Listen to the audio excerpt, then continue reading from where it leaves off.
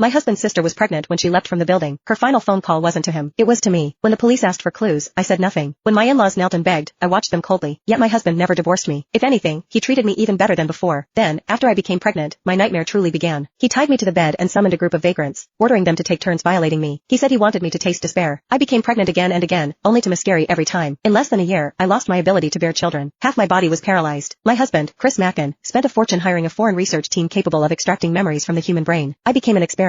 Jenny, the day you let my sister die with injustice hanging over her head, you should have known this day would come. She treated you like family, and you repaid her by working with her killer to destroy her. This is your retribution. I lay bound to the bed like a corpse, listening to Chris's hysterical curses, every word cut like a blade. No, that's not how it was. Then how was it? He roared. Say it. He grabbed my collar, eyes bloodshot as he demanded the truth. The words reached my lips, only to be swallowed back down. Despair crept into my voice as I begged. I can't say it. Please don't force me. His expression stiffened, then twisted into something monstrous. Put the device on her. Extract her memories now. I don't care if she lives or dies. I want the truth. His hatred for me had reached its peak. He locked me inside a glass chamber and had it transported to the city's central plaza. Hundreds of media outlets were invited to witness what he called the unveiling of the truth. What was, in reality, a public execution. 2 years ago, countless people had seen Lisa Mackin, 5 months pregnant, jump to her death. The case drew enormous attention, especially since the police had never solved it. Over time, the incident only continued to fester. The moment news broke that the case would be reopened, the plaza flooded with people. Shouts rose like waves. In the audience, my father-in-law supported my mother-in-law, who refused to sit down. My silence back then had dealt them a devastating blow. They'd urged Chris to divorce me, only to be refused. The resentment had never faded. Now, realizing Chris's painstaking intentions, my mother-in-law wept uncontrollably. Do you know how I've lived these past 2 years? She screamed. You venom-hearted animal. I wish I could tear open your chest and see whether your heart is black. My father-in-law patted her back, his eyes hollow with grief. Lisa had been entrusted to them by a close friend. There was no blood relation, yet she had been closer to them than a biological daughter. I watched everything through the glass, choking on sobs that made no sound. At Chris's signal, a helmet-like device lowered over my head. Hundreds of fine silver needles sprang out and pierced directly into my scalp. In an instant, it felt as though hundreds of leeches were sucking at my flesh. The tearing pain forced screams from my throat. Chris listened to my shrill cries, excitement flickering in his eyes. Sir, one of the technicians said nervously, her body is too weak. If we don't administer nutrients first, this could be fatal. Absolutely not. Chris snapped, eyes blazing with malice. Inject adrenaline. Let her die after the memories are extracted. The technicians hesitated, but under his authority, they could only comply. A syringe of adrenaline was pushed into my body. As the liquid surged through me, my entire being jolted into an unnatural state of stimulation. The memories buried deep inside began to churn. At Lisa's grave, Chris had already been kneeling for 2 hours. I approached with flowers in my arms. Looking at Lisa's smiling face in the photo, my eyes reddened. Just 2 days before her death, we'd gone shopping together. As I bent to place the flowers down, Chris suddenly snatched them from my hands and smashed them into my face. Don't stain my sister's grave. I trembled, bitterness lodged in my throat. Chris, about Lisa's death, I'm hurting more than anyone. The words only enraged him. Without warning, he dragged me to the ground. My head slammed hard against the gravestone, blood instantly staining the engraved letters. Yet, he showed no mercy. He pressed me against the icy stone, roaring in my face. Jenny, my sister died because of you. And you dare cry here like this? She was on the phone with you for 10 minutes before she died. What did she say?